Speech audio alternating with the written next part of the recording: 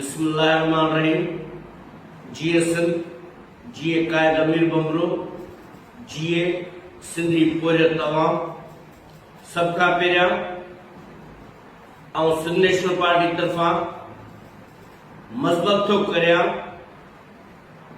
जेको Korangi industrial area में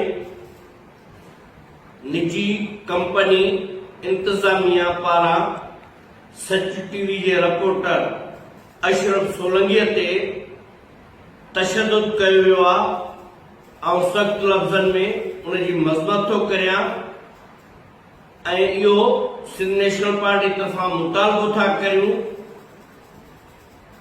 त सिंध हुकूमत ऐं ॿिया वस वारा इदारा सहाफ़ियत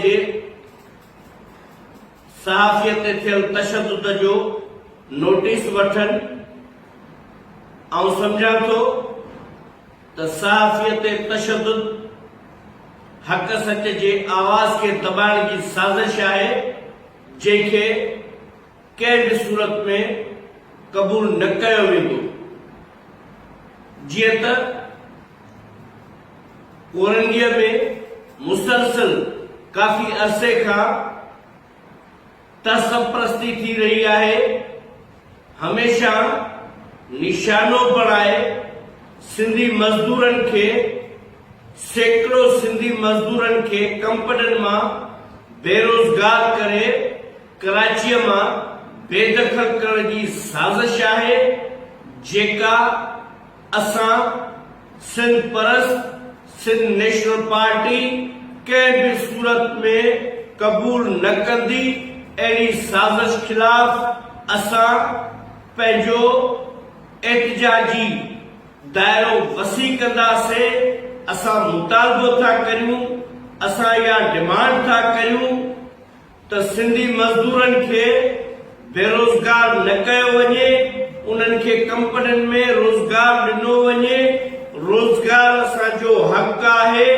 पंहिंजे हक़ लाइ, पंहिंजे हक़ वठण लाइ असां रोडनि रस्तनि ते ईंदासीं, कंपनियुनि जो घिराव कंदासीं।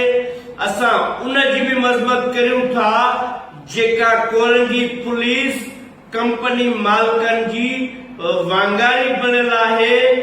जीअं सिंध जे मुख़्तलिफ़ शहरनि में वडेरनि जी कमदारी पुलिस कंदी आहे, अहिड़ी तरह कोरंगी पुलिस बि कंपनी मालिकनि जी, मां सम्झां थो त बग़ैर मुफ़ाद जे कोरंगी पुलिस कुझु नथी करे सघे।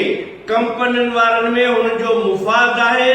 पंहिंजे मुफ़ाद ख़ातिर मज़दूरनि ते, पुरमन मज़दूरनि ते एहतजाज करण ते, पुरमन एहतजाज करण वारनि ते लाठी चार्ज करे उन्हनि खे मारियो कुटियो थो वञे, रोडनि ते घेरियो थो वञे। ही किथां जो इंसाफ़ आहे? ही किथां जो कानून आहे? जो हक़ घुरण, रोज़गार घुरण बि गुनाह थी वियो आहे। हिक तरफ़ हुकूमत हेड़े सूरत हाल में लॉकडाउन करे माण्हुनि खे बेरोज़गार कयो आहे, उन्हनि खे राशन बि नथो ॾिनो वञे। ॿिए तरफ़ सरपरस्ती जी हद थी वई आहे जेका सिंधी माण्हुनि सां कराचीअ में ख़ासि करे कोरंगी कंपनियुनि मालिकनि तरफ़ां सरपरस्ती कई थी वञे। हिकु माफ़िया उन कंपनियुनि ते काबिज़ आहे जेका टारगेट बणाए सिंधी माण्हुनि खे बेरोज़गार करे कराचीअ मां बेदखल करण जी हिकु वॾी गहरी साज़िश करे रही आहे जेके सिंध जो माण्हू कॾहिं बि क़बूल न कंदो। असीं चिता था ॾियूं उन कंपनी मालिकनि खे ऐं कोरंगी पुलिस खे त इहा कमदारी छॾे ॾियो। कंपनी मालिकनि लाइ इहो मैसेज आहे त सिंधी माण्हुनि खे रोज़गार ॾियो, उन्हनि खे रोज़गार मां न कढियो वञे। ॿी सूरत में असीं सरापा एहतजाज थी तव्हांजे कंपनियुनि जे गेटनि ते अची धरना हणंदासीं, तव्हांखे मजबूर कंदासीं पंहिंजे रोज़गार जे लाइ। रोज़गार असांजो हक़ आहे। छा तव्हां चाहियो था त असांजा माण्हू बेरोज़गारी खां तंग अची खुदकशियूं कनि, इन में ख़ुशि आहियो। असां रोज़गार घुरूं था, सिंधी माण्हुनि खे रोज़गार ॾिनो वञे, कंपनियुनि में रोज़गार ॾिनो वञे।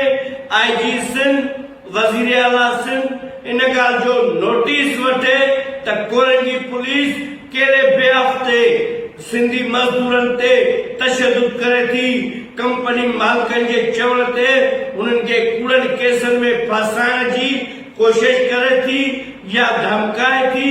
असीं मज़मत था कयूं अहिड़े वांगारी पुलिस अफ़सरनि जी जेके मज़दूरनि खे धमकाए चंद ॾोकड़नि जी चंद मुफ़ादनि ख़ातिर कंपनी मालिकनि जी वांगार वेही रहिया आहिनि ऐं ग़रीबनि खे हिरासा करे रहिया आहिनि। छा अवाम जा मुहाफ़िज़ हाणे इते पहुची पहुता आहिनि त जेकी अवाम जा मुहाफ़िज़ सॾिबा अॼु उहे अवाम ते ई लठियूं वसाइनि, छो जो हुननि जो गुनाह इहो आहे त हू पंहिंजे बचनि जे पेट गुज़रण लाइ रोज़गार घुरी रहिया आहिनि, मज़दूरी करणु चाहिनि था।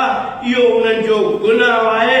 जे पंहिंजे बचनि जे पेट पालण लाइ रोज़गार वठणु गुनाह आहे त इहो गुनाह सिंध जो हिकिड़ो हिकिड़ो माण्हू गुनाह कंदो ऐं उन गुनाह खां असांखे केरु